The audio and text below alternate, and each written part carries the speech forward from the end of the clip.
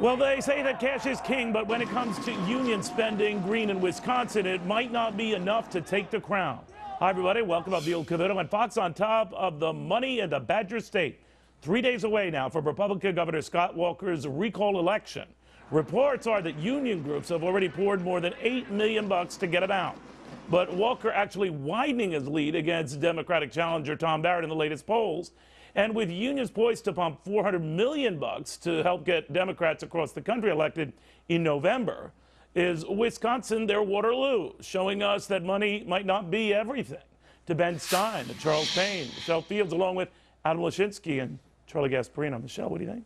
The union money cannot compete with the enthusiasm that's going on in Wisconsin from these grassroots groups. If you look at Governor Walker, 70% of his political donations are under $50. So this is just like $10 from regular folks, $20, $15.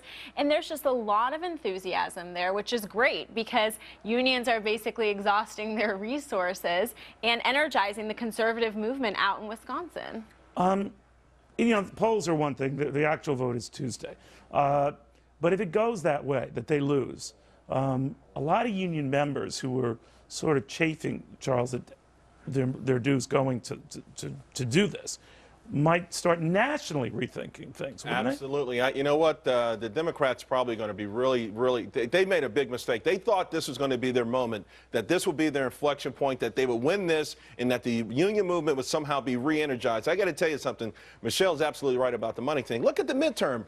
And Wisconsin, right? We're seeing union membership fall completely apart, and it's the same unions that put millions and millions. They borrowed money and still couldn't buy the midterm election. This right here, I tell you what, this is frightening stuff. Yeah, they've got the money and they control the Democratic Party, but they don't control the outcome.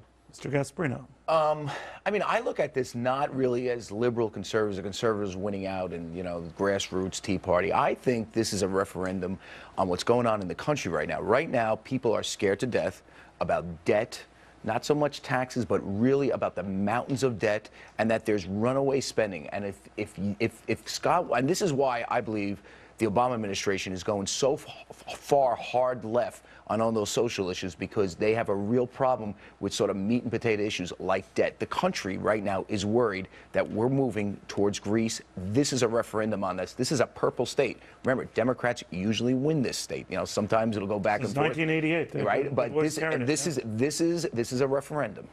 Ben Stein, the union money involved here, if it should fail to get the result it wants, then what? I think we see an inflection point, to use Charles's extraordinarily good phrase, against the unions. Union membership is falling apart, not only in the private sector, but now it's starting to correct downward in the public sector. Union money has never won an election. It's not going to win this one, according to the polls. I think Mr. Obama should be extremely worried. Union support is not going to pull him out of the fact, the truth, the painful truth that he has been in office now for 40 months and the economy is still in a terrible, terrible dive. He has not been able to achieve anything like what he said he could achieve. He said, yes, we can. No, we can't. He said change. No, not change. It's the same Democrat wild deficit spending. I think this election is going to show that even with the unions pulling out all the stops, people see the truth, that the Democratic solution is not working. Adam? Well, I think we're having a horribly lopsided conversation here. First of all, money isn't the only factor in an election. I don't have the numbers at my fingertips. I wish I did, but we haven't said anything about what the other side, whoever that is spending in favor of Walker. One more point I want to make. It's no surprise that the unions would, quote, pull out all the stops against Scott Walker. He pulled out all the stops against them. You know, I'm not making any judgments here. How many people went right after them. How many union They went right after him. Hold on, I'm not finished, Charlie. So they went right after him. But you so misstated I think something. We right can make this into a national thing, but it's a Wisconsin thing. But no. First off, Adam, he didn't pull out all the stops. How many people has he laid off from public sector unions? Zero.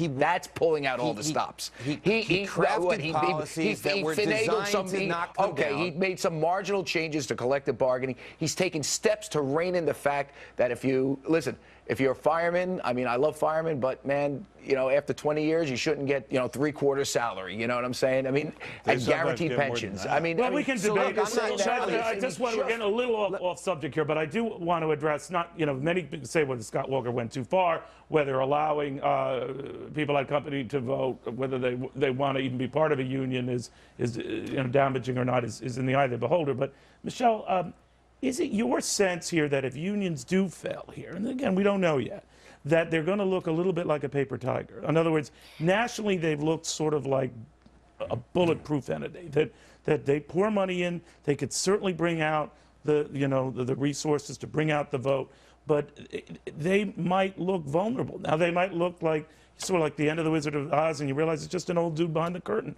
not nearly the threat that people made him out to be. Certainly, yes. And the individual just now talked about how much money Scott Walker's getting. And like I said, these are small donations. These are just no, they're regular not all folks. small. They're not all small. Well, 70% He's getting a lot of of them big under money. 50. He's getting a lot. But it's a lot of young but folks. they're both getting big money. So that tells you something about how big a deal this is, right? That's my point. Well, I think that, you know, this is going to have a huge effect on unions. And like I said, it's going to exhaust their resources. And this is great for the GOP and for Romney, because now unions won't have the resources to throw all into the Obama campaign. You know, Charles, the one thing I think was Neil, 1 second, because this is a crucial point. I think there's the assumption that union votes are always Democratic votes. But the fact of the matter is Scott Walker's popularity has surged. If you look at New Jersey, Chris Christie's popularity has surged with union households, not across the board, and not enough to be a majority. Private my point, well, there are some distinguishing elements here. But I am saying, Charles, is there something to that maybe we have treated this as a monolithic liberal bastion, and it's not? I think what a lot of people are saying in Wisconsin, how many people are leaving the public sector unions? It is absolutely amazing. What he's done is he's given them something that we all enjoy, democratic choice. And with democratic choice, I can actually leave the union. I'm not forced to pay dues because I have a specific job. That's amazing, and people would like that. And leave it up to them. In other words, if you're a teacher, you don't have to be part of the union. Absolutely. Ben.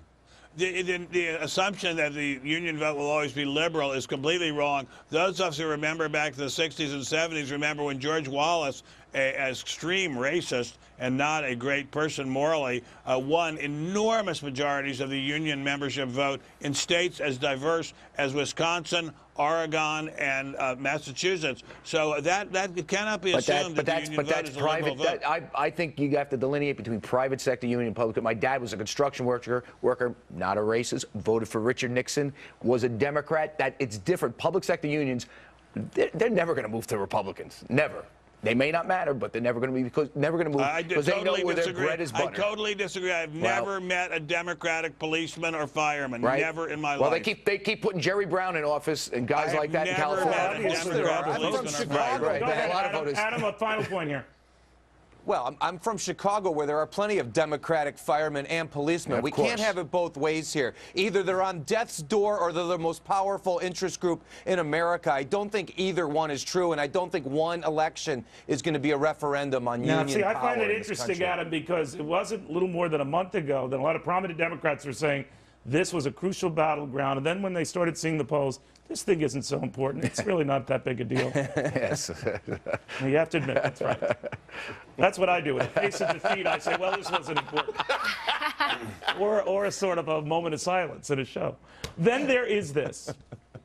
It's a fun feeling to be part, you know, and everybody wants to be in your position. Always had a sense of belief in each other.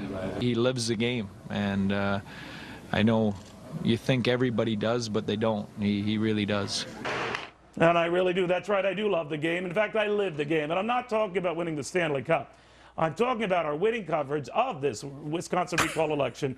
We already told you about the big money that's at play in the state. But this election is going to be about the big money impact on the entire country, and we're there to cover it all. Live on Monday and Tuesday from Madison, Wisconsin. We're going to hear from Wisconsin Governor Scott Walker, likely his Democratic challenger, and all of those union officials trying to end this governor's rule. You can catch it all 4 p.m. Eastern Time, the Fox News channel, in case you didn't know, on Fox Business Network as well. And speaking of which, effective Monday, we move to 8 p.m. 8 p.m. from 6 p.m. So naturally, that puts us up against Bill O'Reilly. Now, I know what you're thinking. Neil, why are you taking on the factor? Because I want to. And Bill's nervous. Bill, you see me? Looking at you. You getting nervous at me.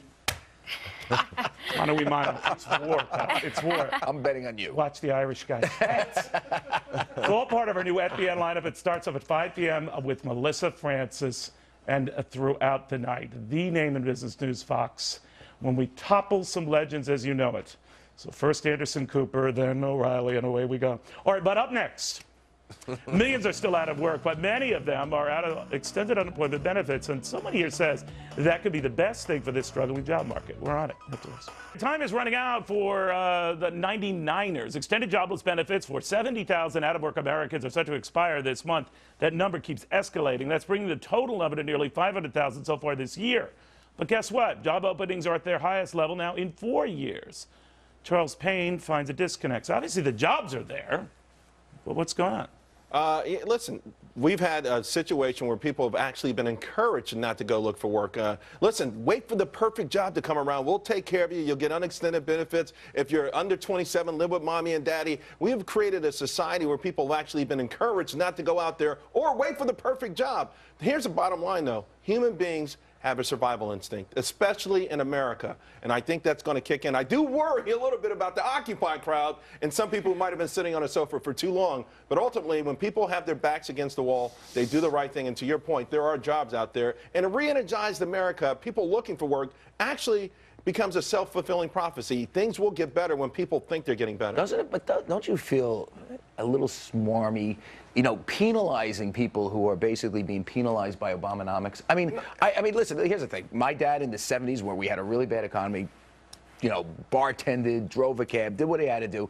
But, you know, we have an economy right now, which is where people are falling out of the workforce, which is unemployment rate going up. This is a really nasty economy. Why are we penalizing the people who are hardest hit by this? Here's my point. Historically, people have been on unemployment for 6 months. Now we're talking up to 2 years or whatever. But the bottom line is, do you really penalize someone by telling them to get off the sofa? Sometimes or are you doing them a favor by helping them? Are there jobs out there? Charles, yeah, there are jobs out there. The data doesn't back you up. Here's the thing, the data doesn't back you up, Charles, because these benefits have been expiring in various states. Right. It's the last ones that are finally coming up. And we saw this. Well, and we saw this horrible jobs report last week. So, you know, we're going to pay for this one way or the other through extended unemployment benefits or various, you know, safety net payments, direct payments. Well, but, I think we're this missing. is just not a good I think situation. What the point of this was, and maybe I wasn't clear, and I apologize, but Ben Stein, I think that all of these existing programs to extend the benefits, what have you, provide a buffer to keep people at home and at the margin get them away from the help wanted ads because they don't see a need to. We are paying people not to work. My heart totally goes out to people who don't have jobs and are worried about paying their mortgages or their grocery bill. But we are paying people not to work. They're taking it and they're not working. I only see my anecdotal evidence, which is that all over Malibu, all over Rancho Mirage, places where my wife and I live, we see help wanted signs. People come in, they say, oh, they hear that it's a minimum wage job. They walk right out again, don't even fill out an application because they can do better just getting unemployment benefits. That's wrong. People have to work. It's a matter of self-esteem and dignity. They must go back to work, even if it's a poorly paid job. It is a matter of dignity.